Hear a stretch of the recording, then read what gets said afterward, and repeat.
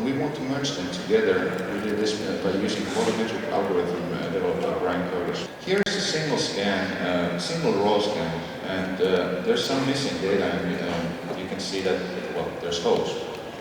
So now we have taken several scans and merged them together.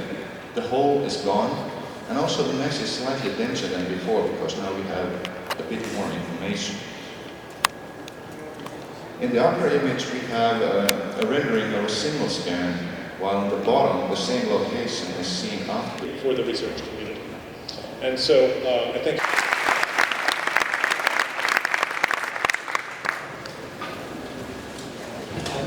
So I have to apologize. There was an error with the printing and the manufacturing design. The t-shirts were not available at this point yet, but we'll hopefully have some soon. The research I'm going to be talking about today is called acquiring the reflectance field of the human face. And what we've been doing recently in our work is looking a lot at light and capturing light with the camera. And if we could, go to the next slide, please.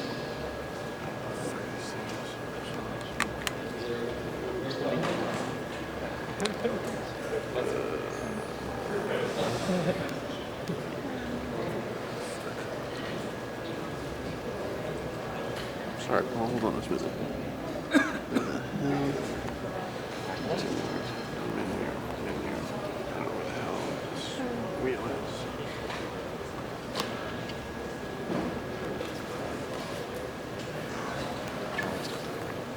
Measuring illumination in the real world and taking measurements of that and bringing it into the computer world to illuminate synthetic objects. And in this work, what we've been interested in doing is can we sample light in the real world and use it to illuminate real human faces?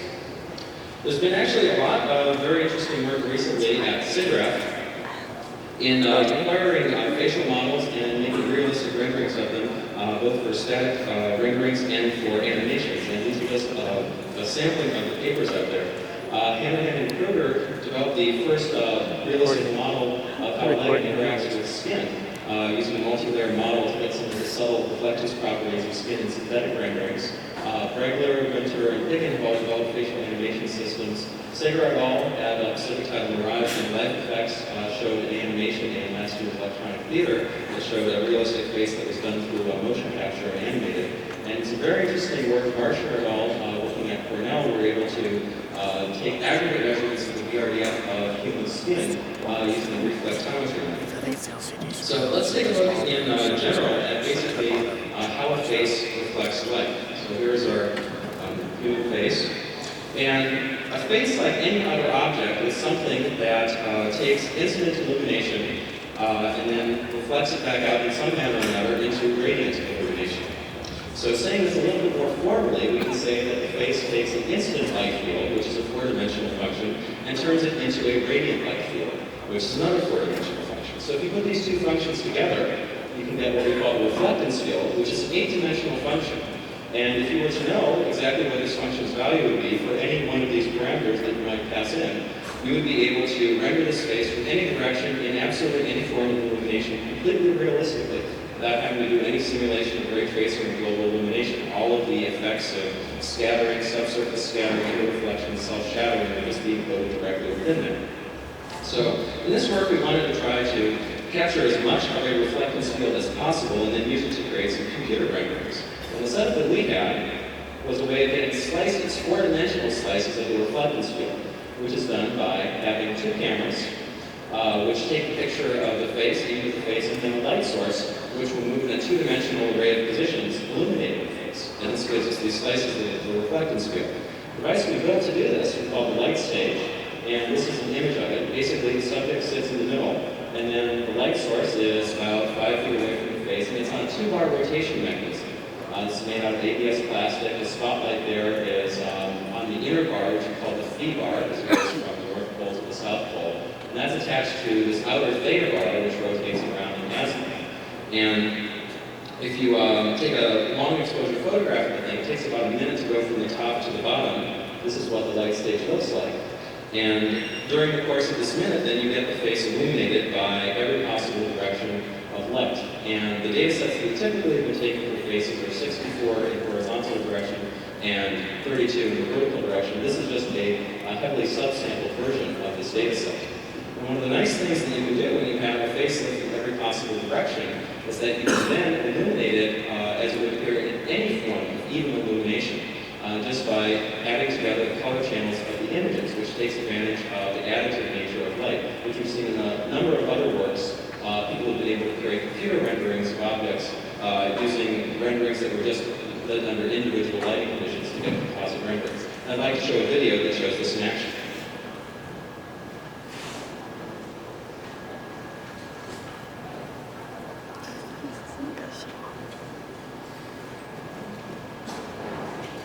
To simulate a person's appearance under any form of illumination, we built a special lighting stage to illuminate a person from every possible direction.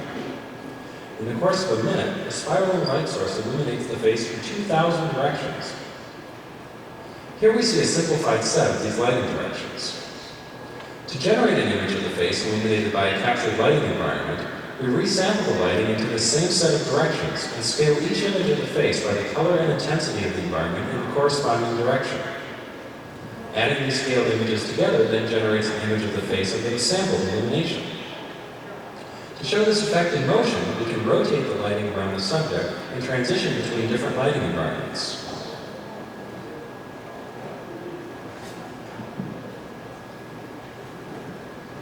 The technique also works for objects. Here we see a set of objects synthetically illuminated with a lighting environment from rendering with natural light. The background appears as a coarse image of the environment, composed of numerous images of the light source. We can replace this background with a rendering using environment mapping. From the canopy of trees in this real mirror ball, we can see that image-based lighting has faithfully reproduced the sampled environment.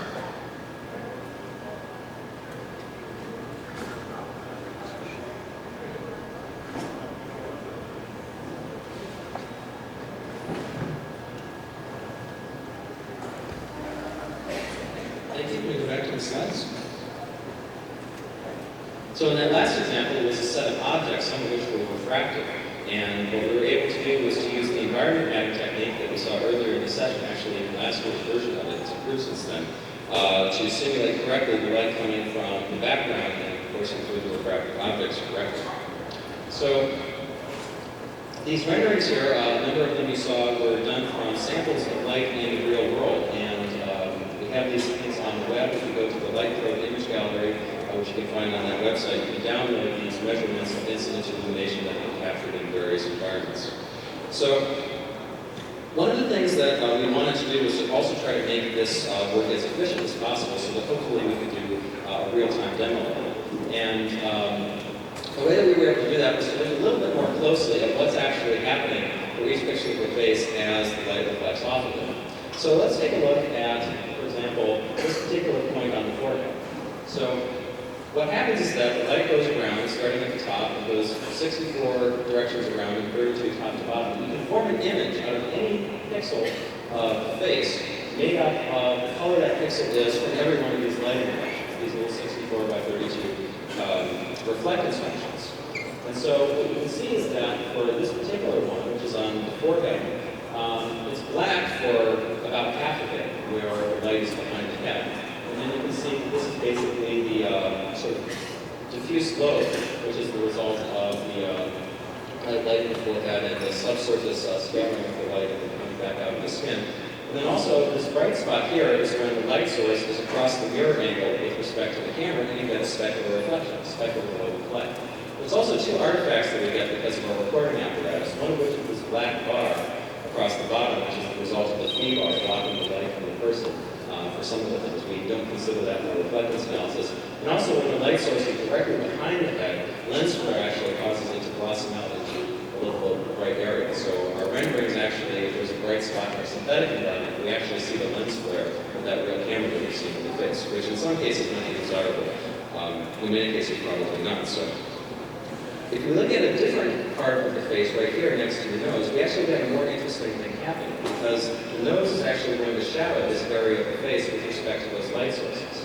And so as a result, you can actually see the shadow of the nose, and those are the directions that the light will be in that area is shadowed by the nose. We get even more interesting behavior right here in the ear. This is a little crevice where we only get a particularly bright reflection when that light can actually shine down into that fold of the ear.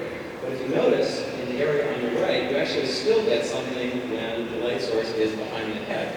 And that's because this is the result of the light hitting the back of the ear, moving completely through the ear through subsurface reflection and then emerging out the front. So these reflectance functions code in a way that's very easy to see all of the effects of self-shadowing and subsurface reflection that you might want to simulate.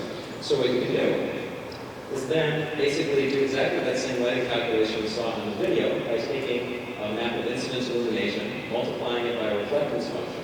That gives you a lighting product. You just sum up all of the pixels in the lighting product to get your final rendered pixel. Now to make this more efficient, we can take advantage of the fact that reflectance functions are usually not all that interesting, oftentimes just kind of a diffuser or a speculative. So that means that if we do the same calculation in frequency space, for example, by projecting it onto a discrete cosine basis, we can get exactly the same answer, but computing a lot fewer coefficients. And so this was explored in Smith and Rowe 96 publication of doing image processing directly on JPEG encoded images, so that we can reduce our data size by a factor of 8 to 1, which reduces the computation by a similar factor. So we use this technique to do a live demonstration, which you can actually run in the SIGGRAPH Creative Applications Laboratory. What we can do in this demonstration, I will try to run it, so we're going to go to the live demo.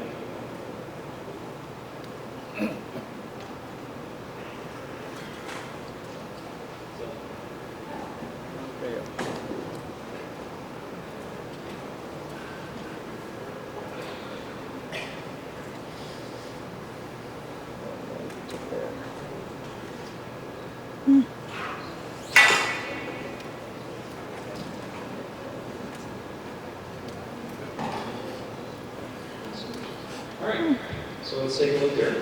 You can do this, select any one of these environments, and it will show the facelet.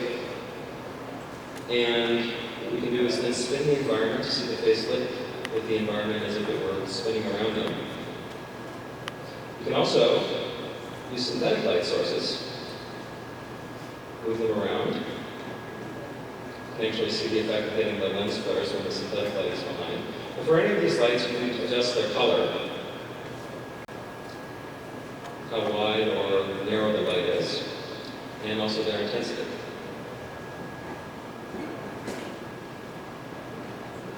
And in the version that we have on the Creative Applications Laboratory, you can select between a number of different cases as well. So if we can go back to the slides. So in this work, of course, we would also like to not just see the faces from static viewpoints, but to be able to interactively change the viewpoint as well. And because of the fact that skin is not the inversion, that means that it actually looks different colors as you change your viewpoint around, even if it's in exactly the same illumination. We have to look at the reflectance properties of skin in a little bit more detail. So let's take a look at this. Light can basically do two things when it hits the skin. One of which is it can reflect specularly off the surface, which is the outer oil layer, or it can actually get beneath the oil layer, take any number of scattering bounces between the tissues that are in the dermis and epidermis, and then re-emerge. Now, these two components, the specular component and the subsurface component, behave very differently. The specular component is usually the color of the light source. It certainly is the case on skin. In metals, it would not be. But in skin, because it doesn't interact with any of the epidermal and dermal layers, it doesn't become the color of the skin. It's also relatively shiny, so that means that as you move around, it's going to shift where its position appears to be. It's much brighter near grazing angles, and also it maintains polarization. If you send polarized light in, it's going to remain polarized coming out.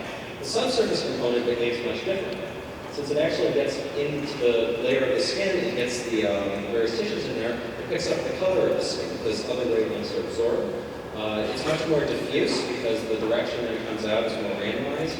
It becomes actually somewhat desaturated near grazing angles. It has less color saturation to it. And also because it is taking usually a number of bounces inside the skin, whatever polarization you might have had coming in, it's pretty much randomized on the way out. So since these two components behave very differently, what we'll try to do is be able to re-render the reflectance properties of the skin from new directions by treating them separately and trying to model the characteristics both accurately in a separated manner. So how can we separate these reflectance components? One way to do that is to take advantage of that polarization effect. So if you take a person place a light source on them, and then have a camera take a picture of them. This is a normal image that we look at.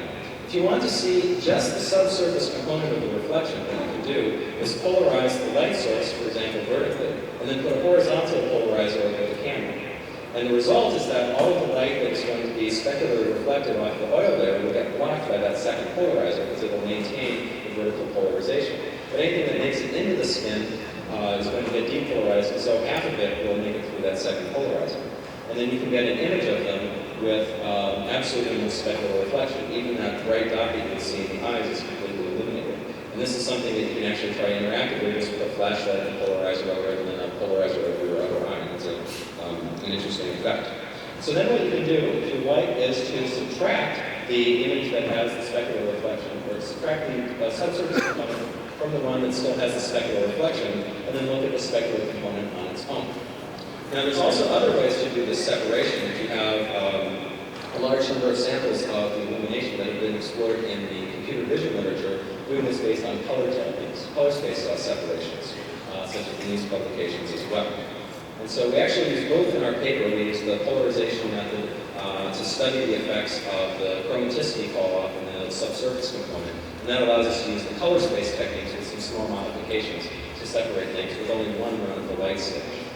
So here's our technique for transforming a reflectance function. This is the original reflectance function here. We will separate it into its specular, its diffuse and specular components. So this is the subsurface component and the specular component. And based on the subsurface component, the more diffuse part of the illumination, we can actually analyze that for a number of different properties of this particular piece of skin. Most importantly, the surface normal.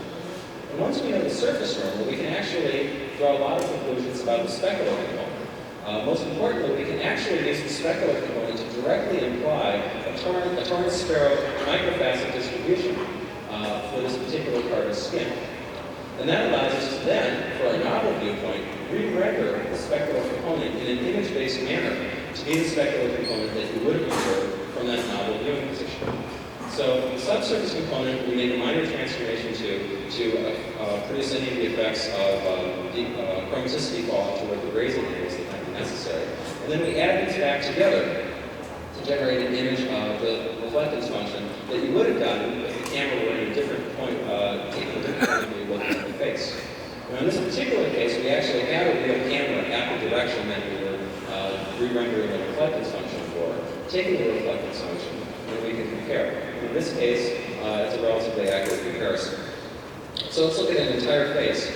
This is an original image of the face from a particular viewpoint. We're going to render it to a novel viewpoint. Unfortunately, it's not enough to just re-render the reflectance functions from a novel viewpoint, because there's going to be all the geometric effects of the face changing. So what we do is we project these reflectance functions onto a three-dimensional model of the face that we recover using structured light. So this is the three-dimensional model viewed from the new viewpoint, and this is that model colored in with the novel reflectance functions. And you can see that the specularities have shifted around, but at the same time, the basic quality of the skin's reflection has been maintained. And so I'd now like to show a video that shows this effect.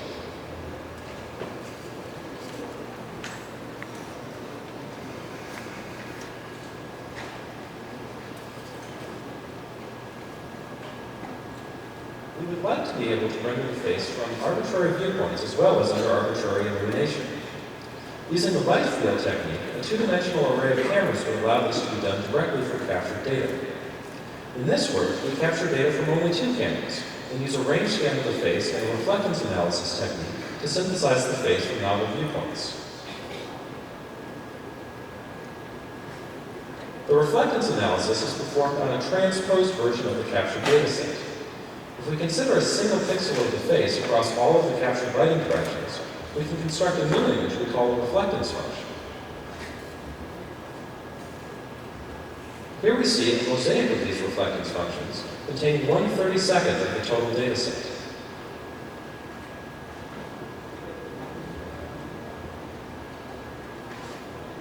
Each reflectance function encodes how the face scatters each direction of incident illumination toward a particular viewpoint, and includes all the effects of shadowing, neutral illumination, and subsurface scattering. To transform the reflectance function to a novel viewpoint, we first separate the function into its specular and subsurface components using a color space technique. We then modulate the subsurface component based on its observed chromaticity fall-off, and warp and scale the specular component using a generalized Torrance sparrow model. Adding these transformed components together yields the reflectance function resynthesized for the novel viewpoint.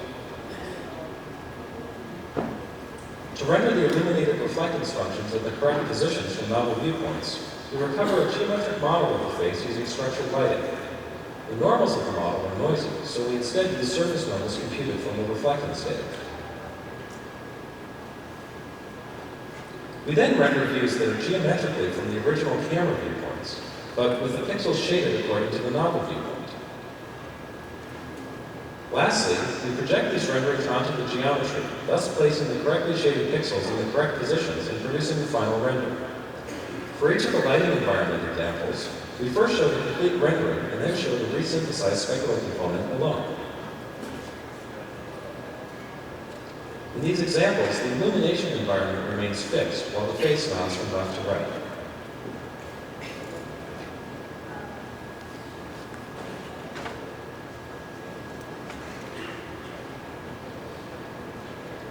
So this last environment is inside of a cathedral, which has a very yellowish altar from one direction, and then also at the top some bluish stained glass windows. And so of all of the environments, this is the one that has the most color of the specular reflections.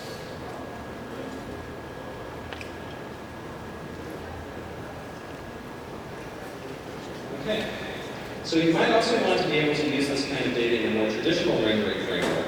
So we've done some work to analyze those reflectance functions and figure out things such as the surface normal, the diffuse albedo, the specular intensity, and the specular roughness fitting to a particular reflection model that's discussed in the paper.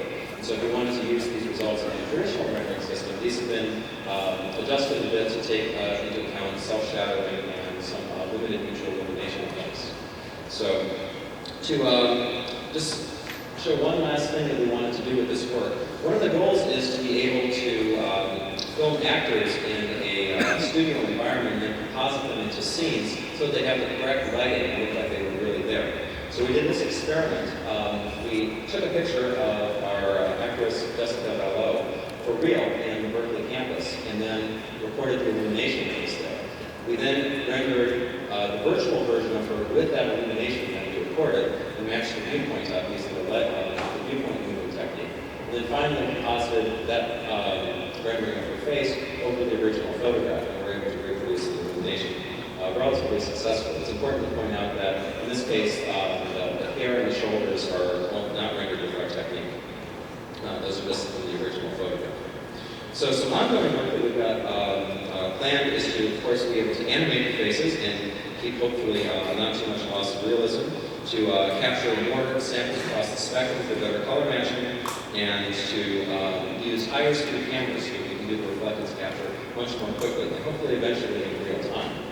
So to conclude, we've presented this light stage apparatus for capturing four-dimensional slices of the reflectance field, a technique for relighting faces under arbitrary sample synthetic illumination, and a technique for extrapolating these slices into arbitrary renderings of the face from arbitrary viewpoints. And lastly, let me say thanks to the people who have helped support this work. Thank you.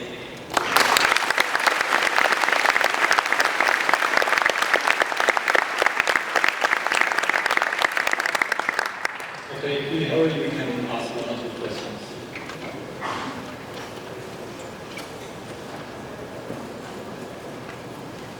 Okay, if there's none, then this concludes this session. And yeah, thank you for your attention.